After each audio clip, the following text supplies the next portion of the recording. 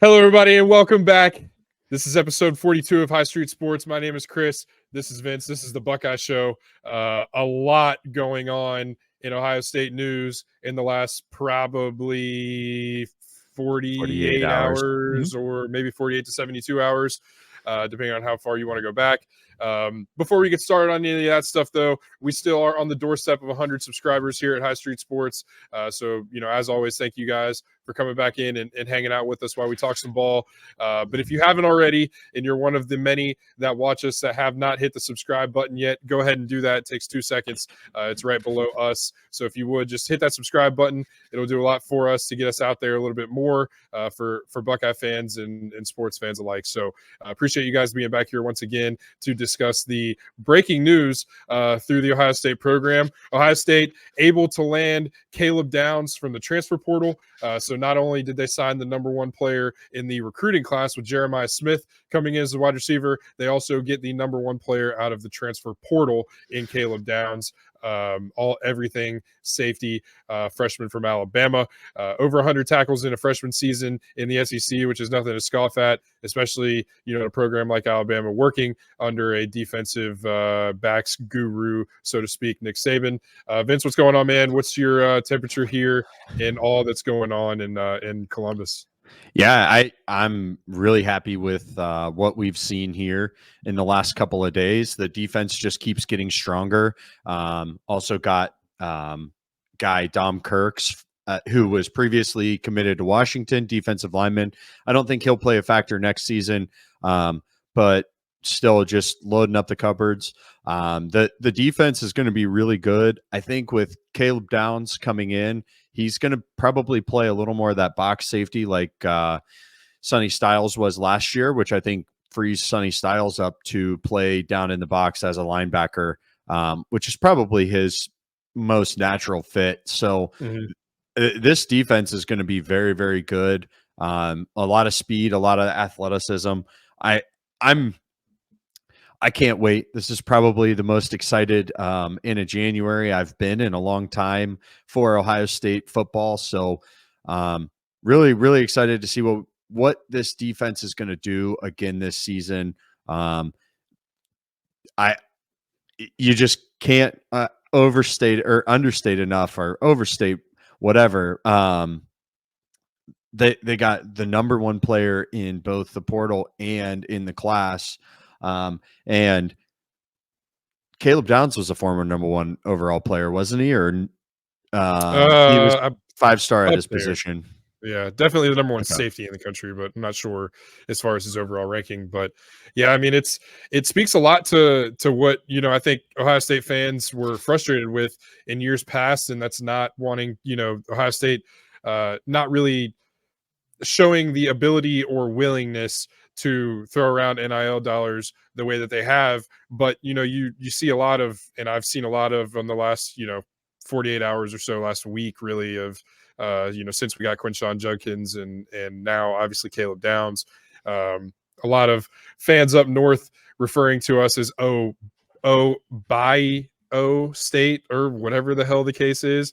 But when you're using the NIL dollars the way that we are, which is in large part bringing guys that were already in the program back, they keep saying that Ohio State's trying to buy a national championship when, and they did just about the same thing. They had 10 transfer players that were not dominant, but big parts of that Michigan team last year or whatever the number was, and brought back, basically their whole team from a year ago. So, pot meat kettle there. But, Ohio State is showing the willingness to throw around NIL dollars in a way that they haven't before. But in large part, like I said, that is, bringing the roster back, making sure that roster stays intact, especially on the defensive side of the ball. And then you add a guy like Caleb Downs to the fold, which, as you mentioned, frees up Sonny Styles to kind of be a player that his body is more suited for, and that's being a freak inside the box and making plays closer to the line of scrimmage, which a lot of people have talked about potentially being the best fit for Sonny Styles.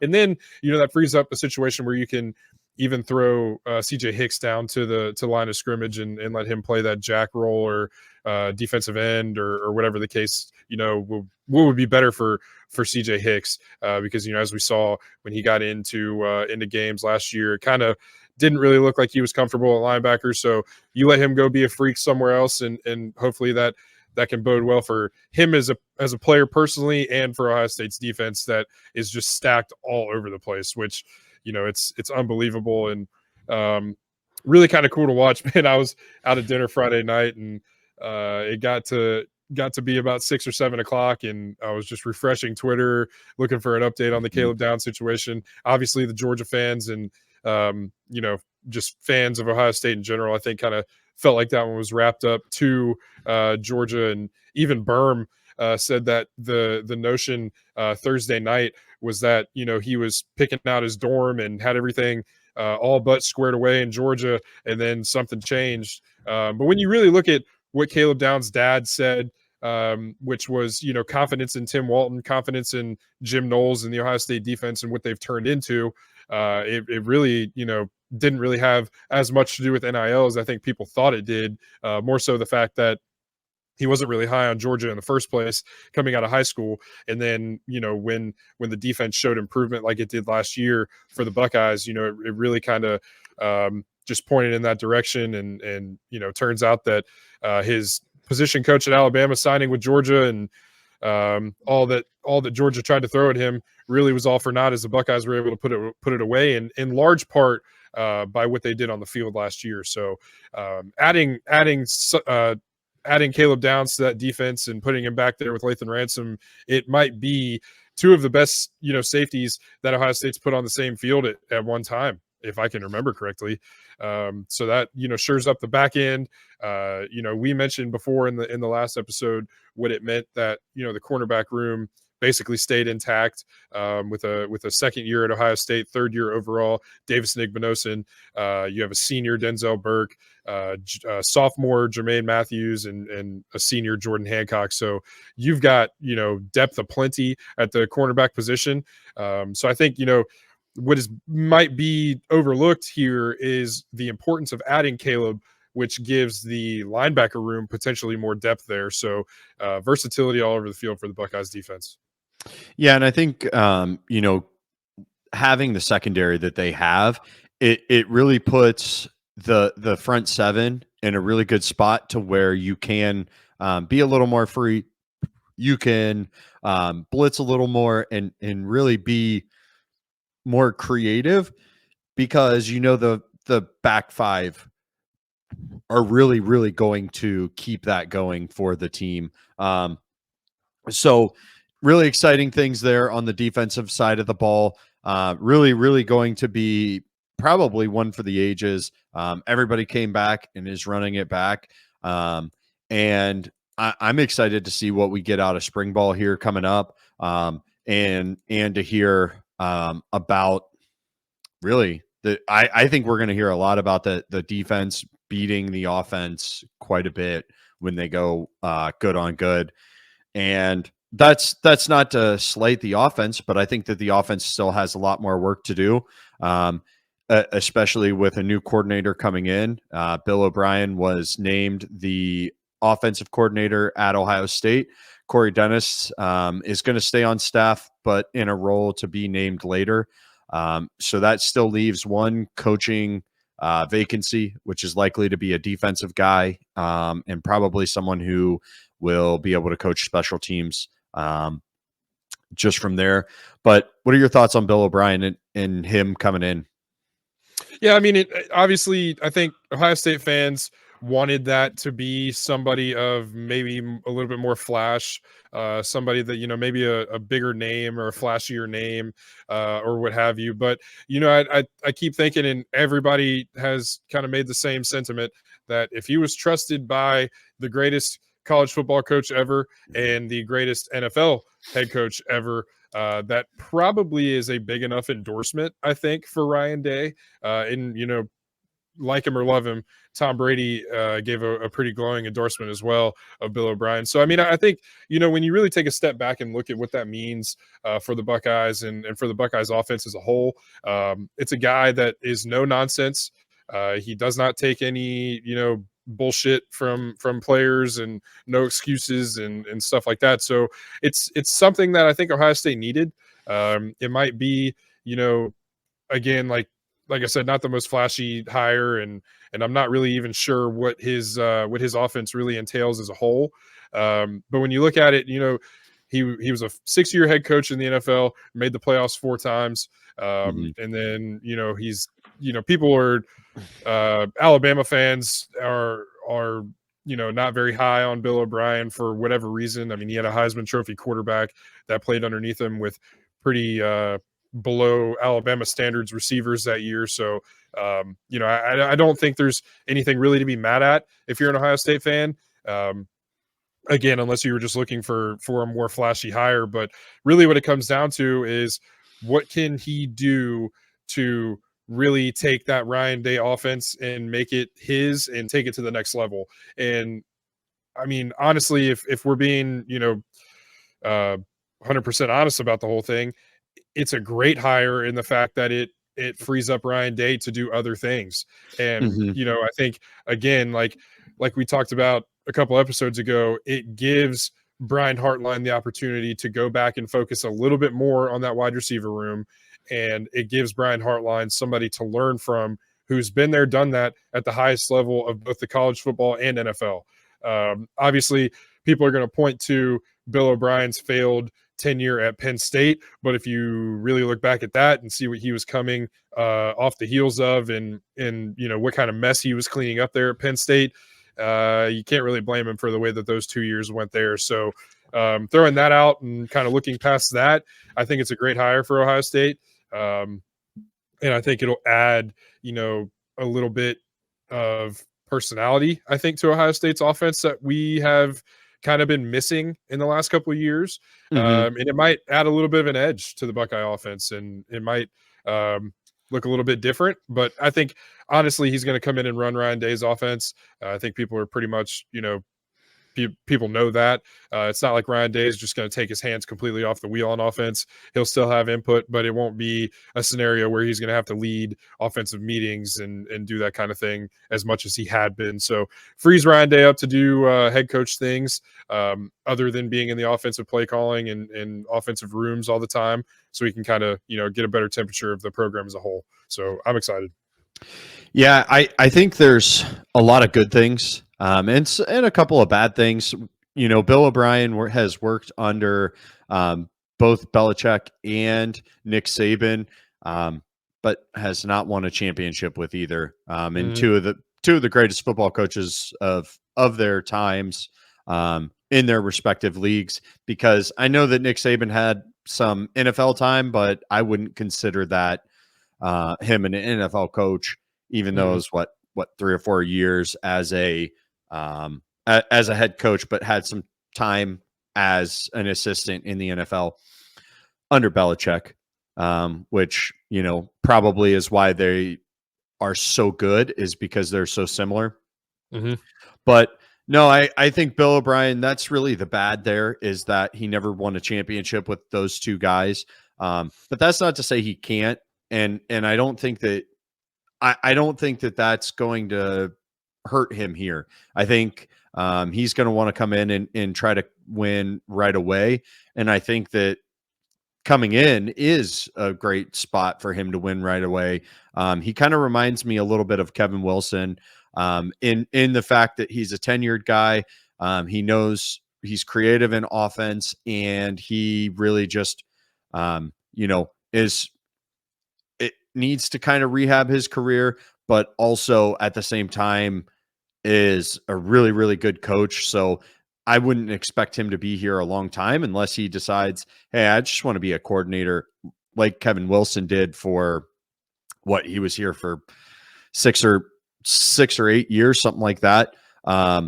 And really good coach too. So I'm interested to see what kind of different wrinkles he brings to the offense, because I don't think that he's going to transform the offense. Like you said, it's going to be mostly, adding a motion here, adding a shift, or changing the formation type of thing. But I think you're going to still see the same concepts in base plays. And I think I think one of the things that we learned from last season was the offensive line right now is built to run more gap scheme. So I don't know if he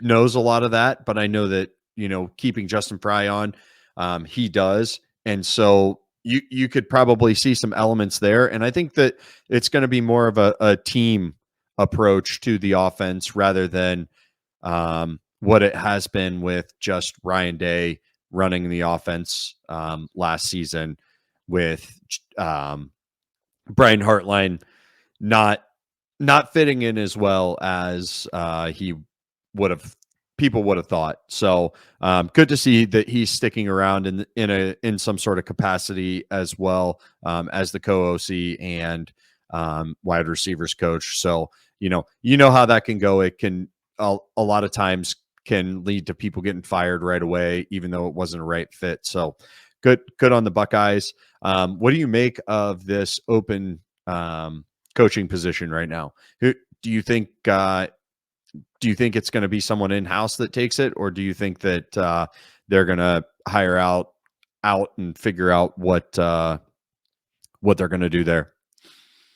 I don't really know. I mean, I definitely think it's going to be a defensive spot. I think, we talked about that, and I think the full-time coaching staff was outweighed by the offense the last couple of years, which I think has done a disservice to the defense in some ways, even though, obviously they had a good year last year and a better, they started the transformation 2 years ago, had a really good year last year. So I think it would behoove the Buckeyes to go ahead and make that full-time hire, another defensive full-time coach. And I think that is probably what's going to happen. I think if it were to have been James Laurinaitis, they probably would have done it by now. So they might be looking in a different route, still trying to keep Laurinaitis on staff, obviously. But I think they might go a different route. I don't know at what capacity that they would do that. I guess, maybe people have tossed around the idea of hiring another defensive line coach for a succession plan for Larry Johnson or whatever the case is there. So, that might be something to look out for, but might be a linebackers coach. So who knows what's going on there. But I would suspect it to be a full-time defensive staff member. What about if it's a coach just for the Jack Leo Bullet hybrid position? Just make them the hybrid coach. Well, and they also work hybrid help. too. So they work from home half the time too, just to make it, a full hybrid coaching gig. I mean, if you're gonna pay them $1 million you gotta or lean whatever. in. Yeah, exactly. I mean, why not have them just do hours and hours and endless hours of film study? That way, that can be the other half of that hybrid position. No, I mean, if you were going to do that, the players they're going to have to do all those hours of film study too. Well, they should. That should already be a given. Just no. I mean, just the coach. Okay, gotcha. Yeah. So that's going to be just the film study guy, and he kind of teaches sometimes the Jack or Leo or whatever. I mean, you would have to know what the position Starbit, is to coach Torx. I guess. I don't know. Nobody really knows what it means. Just a flathead screwdriver. Yeah. The biscuit position. Yeah, it would. Yeah. Well. Anyways, sorry for derailing that. Great conversation. No, I know that James Laurinaitis is out on recruiting right now, filling that vacant spot. Do you think it could be someone like him? Do you think his time has come to where he's ready to be elevated in some sort of capacity, maybe like a inside linebackers position coach, even though there's really no like difference between it, but still making him a full-time coach and being able to recruit, because I think that right now that's his biggest asset. And then it kind of gets him into coaching full-time so that he can build that acumen and kind of do like what Brian Hartline did. Yeah. And that's where I think the move might not have been made because of that. Like, you were able to keep Hartline on staff for, however long, probably 4 years as the, whatever he was, GA or whatever the case was. Quality Uh, control, yeah, special so assistant to the head you coach. were you were able to keep Heartline on for that long, but who knows if you're going to be able to keep Laurinaitis on that way that long, because I've I think I've read in a few places that some NFL teams have reached out to him and stuff like that. So um, you would have to hope that he would just want to stay for the love of the Buckeyes at that point if you don't elevate him. But I mean, obviously, if you can elevate him to the linebackers coach and kind of take even just that responsibility away from Jim Knowles, then by the same thought process of hiring Bill O'Brien to take the play calling away from Ryan Day, I mean that's just one thing off of their plate that they can allocate that time somewhere else and help make the program better that way. So, I mean, I think it's a win-win if you keep Laurinaitis on full time. Mhm. Obviously, him on the recruiting trail has already kind of looked to be a positive thing for the Buckeyes, especially for defensive recruiting as a whole. So I mean, I think you're a win-win if you keep Laurinaitis on staff and make him full time. But if there's another coach out there that can add value to the Buckeyes, then so be it. So, do you think he would be good for the hybrid coach role, though? I think he would be good at whatever it is they make him do. So No, I did enjoy the gif of the animal when Caleb Downs committed as his little boom gif, a little Mhm. homage to his father, Road Warrior and the animal is their tag team in the WWE. That was pretty cool. Yep. I don't Shoulder remember a pads, lot of man. that Shoulder pads with the era. spikes. Oh, I know the shoulder pads with the spikes. I don't know that era of wrestling very well. It's cool stuff. It is cool stuff. Speaking of cool stuff, the report is, according to Lane Kiffin. Lane Kiffin article that he posted on X. According to this article, Ohio State spent $13 million in NIL just to secure this roster.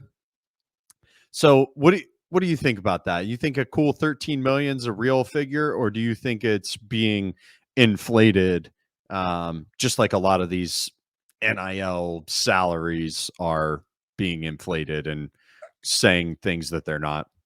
I mean, that sounds probably right if I had to guess. If you go back a couple years, Ryan Day kind of out the side of his mouth, what was that quote that he 30 had in the press million? conference?